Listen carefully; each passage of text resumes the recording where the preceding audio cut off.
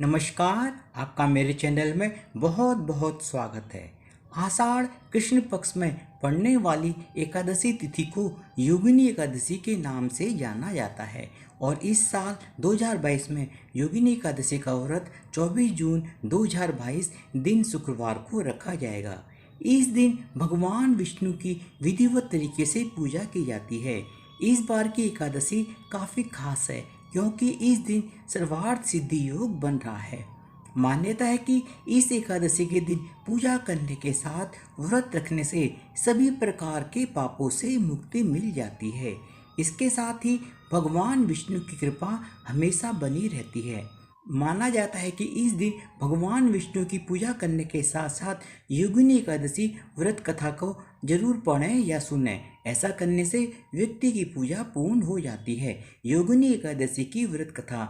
योगिनी एकादशी व्रत की ये कथा काफ़ी प्रचलित है। इस कथा को युधिष्ठिर के कहने पर स्वयं श्री कृष्ण जी ने कही थी। भगवान श्री कृष्ण ने युधिष्ठिर से कहा था कि हे राजन, सुनो, मैं तुमसे पुराणों में वर्णित योगिनी एकादशी की कथा कहता हूँ।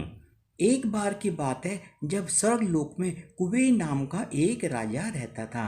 वह शिव भक्त था, प्रतिदिन नियमित रूप से शिव आराधना करता था। उसका हेम नाम का एक माली था जो हर दिन पूजा के लिए फूल लाता था।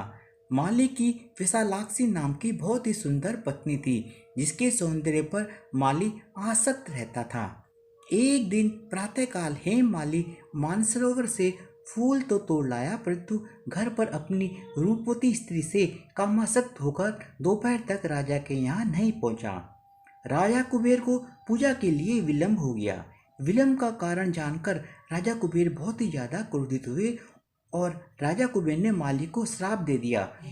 कुबेर ने हेम माली से कहा कि तुमने ईश्वर भक्ति से ज्यादा कामासक्ति को प्राथमिकता दी है। तुम्हारा स्वर्ग से पतन होगा और तुम धरती पर स्त्री वियोग और कुष्ठ रोग का कष्ट भोगोगे। कुबेर के श्राप के फलित होते ही हेम माली धरती पर आ गिरा। उसे कुष्ठ रोग हो गया और उसकी स्त्री भी चली गई। हेम माली वर्षों तक पृथ्वी पर अनेकों कष्ट सहता रहा। एक दिन उसे मार्कंडेय ऋषि के दर्शन हुए। उसने अपनी सारी व्यथा उन्हें सुनाई और अपने प्रायश्चित का मार्ग पूछा। मार्कंडेय ऋषि ने उसे योगिनी एकादशी के व्रत के महत्व के बारे में बताया।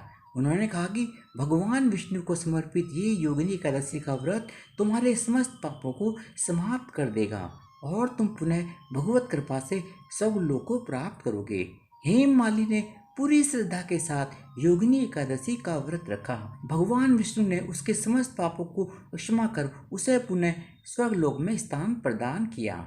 धन्यवाद। आप सबको योगिनी एकादशी व्रत की बहुत बहुत शुभकामनाएं और प्लीज़ चैनल को भी सब्सक्राइब कर दीजिएगा विद बेल आइकन, ताकि मैं जो भी नया वीडियो डालूं उसका नोटिफिकेशन आपको मिल जाए।